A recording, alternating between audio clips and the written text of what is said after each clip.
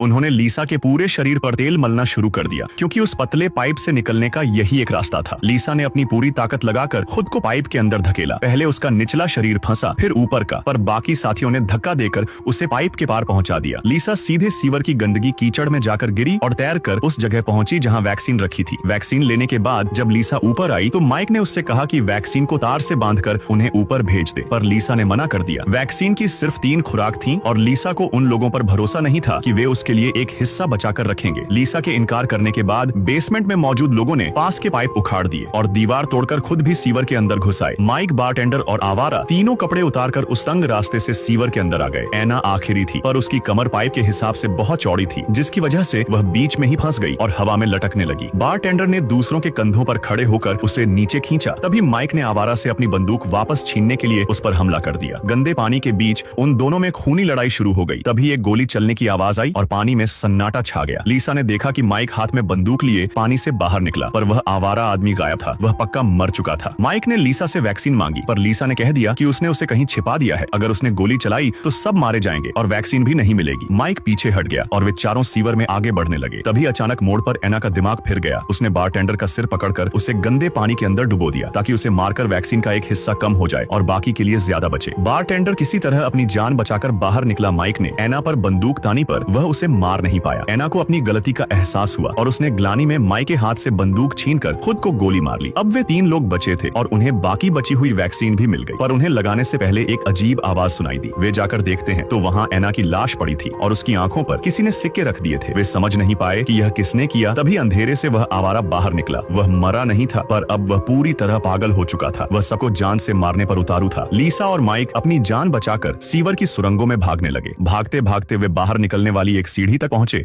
और जल्दी जल्दी ऊपर चढ़ने लगे। इसी अफरा तफरी में जो वैक्सीन लीसा ने अपने मुंह में दबा रखी थी, वह फिसलकर नीचे गंदे पानी में गिर गई। वह पागल आदमी भागकर आया और उसने सीढ़ी चढ़ रहे माइक के पैर को बहुत मजबूती से पकड़ लिया। आगे की स्टोरी और भी ज्यादा इंटरेस्टिंग है। कमेंट करो, पार्ट 2 वीडियो मिल जाएगी।